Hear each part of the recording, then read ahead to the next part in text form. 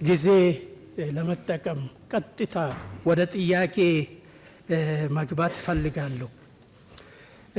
ከለውጡ ጋር በተገናኘ በግሪጎሪያን ካላንደር በ2018 ኤጁኬሽን ሮድ ማፕ በ2023 ጠቅላላ የስርዓተ ትምህርት ለውጥ መደረጉን እናውቃለን። ሆኖም ግን ስርዓት ለውጥ ለሀገር በቀል ቋንቋዎች ትክክለኛ ትኩረት የሰጠ አይመስለኝም።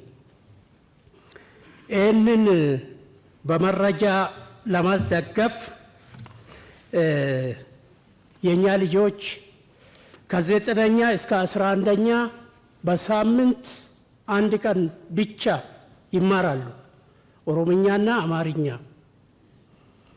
እንግዲህ በአንጻራዊ መልኩ እነዚህ ሁለቱ ቋንቋዎች በጣም በሚሊዮን የሚቆጠሩ ተናጋሪዎች እንዳሉ ይታወቃል።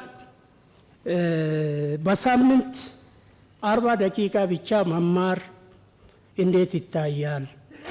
እንደገና 12ኛ ላይ 2 ቀን ብቻ ይማሩና ይባስ ተብሎ 12ኛ ላይ ማትሪክ ላይ አይመጡም። የዚህ ኢምፕሊኬሽን የዚህ ስፒል ኦቨር በወላጅ በመምህራን በተማሪዎች ዘንድ እንዴት ይታያል? ሁለተኛ ጥያቄ ከለውጡ ጋር በተገናኘ ለሁለተኛ ደረጃ መምህራን ስልጠና የተሰጠው ትኩረት ብዥታን የሚዘራ ነው። ይህ ማለት በኢህአዴግ ጊዜ ቢኢዲ ባችለር ኦፍ ኤጁኬሽን ነበር። በማል ቴሶ የሚባል ፕሮግራም መጣና ቴሶ ቲቸር ኤጁኬሽን ሲስተም ኦቨርኦል ማለት ነው፣ ፓራዳይም ሺፍት። ለ6 ዓመታት በሱ ከተሰራ በኋላ ፒጂዲቲ መጣ። ቴሶ ቤዚካሊ ኢንቲግሬትድ ነው። ሳብጀክት ማተር ፕላስ ፔዳጎጂካል ትሬኒንግ ኢንቲግሬት አድርጎ ነው የሚሰለጥኑት። ከጊዜ በኋላ ምን ሀሳብ መጣ? የመምህራን የብቃት መሳሳት ስላለ መጀመሪያ በአፕላይ ሳይንስ ይጨርሱና ፔዳጎጂ ከላዩ ላይ ፈሳስ ሲደረግ ነው የነበረው አርጉሜንት። እሱ ፒጂዲቲ ነው፣ ፖስት ግራጁዌት ዲፕሎማ ኢን ቲቺንግ ማለት ነው። ለ10 ወራት ብቻ ይሰለጥኑና ስራ ላይ ይሰማራሉ። ይሄም ጥራት ሊያመጣ አልቻለም። አሁን ጭራሽ ይባስ ተብሎ ከተሳሳትኩ ይታረማለሁ።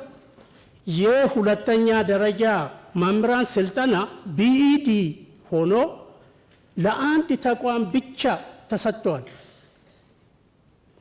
ለኮቶቤ ትምህርት ዩኒቨርሲቲ ብቻ ተሰጥቷል። ይሄ ከቨሬጁን ይሸከማል ወይ?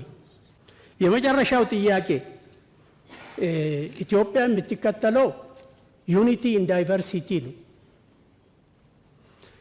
ይሄንን የሚደግፍ ትምህርት ቤት ውስጥ ሲሰጥ አይታይም። ከዩኒቨርሲቲ ቢጀምር ዩኒቨርሲቲ የሚመጡ ልጆች የተለያየ ባክግራውንድ ይዞ ነው ወደ ካምፓስ የሚቀላቀሉት። የመቻቻል አብሮ የመኖር በሌላ ሰው ጫማ ራሱን አስቀምጦ ሰው እንዲያስብ የሚያግዝ ኮርስ ለምን አይሰጥም?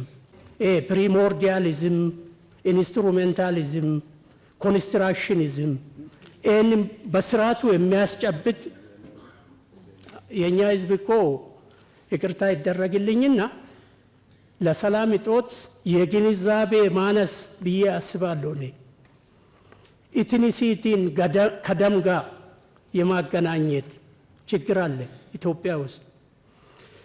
ሶሻል ኮንስትራክትስ ኢትኒሲቲ፣ ላንጉዌጅ፣ ሪሊጅን፣ ትራዲሽንስ ኤክስትራ ሶሻል ኮንስትራክት መሆናቸውን ከደም ጋር እንደማይገናኙ ሰውን ብናስተምር የሰው ልጅ ስር መሰረቱ ከአንድ ቦታ ከአዳምና ከሔዋን መሆኑን በሙስሊሙ ከአዳምና ከሐዋ መሆኑን ብናስተምር የተሻለ አስተሳሰብ የተሻለ አረዳድ ያለው ዜጋ ማውጣት ይቻላል የሚል ሀሳብ አለኝ። አመሰግናለሁ።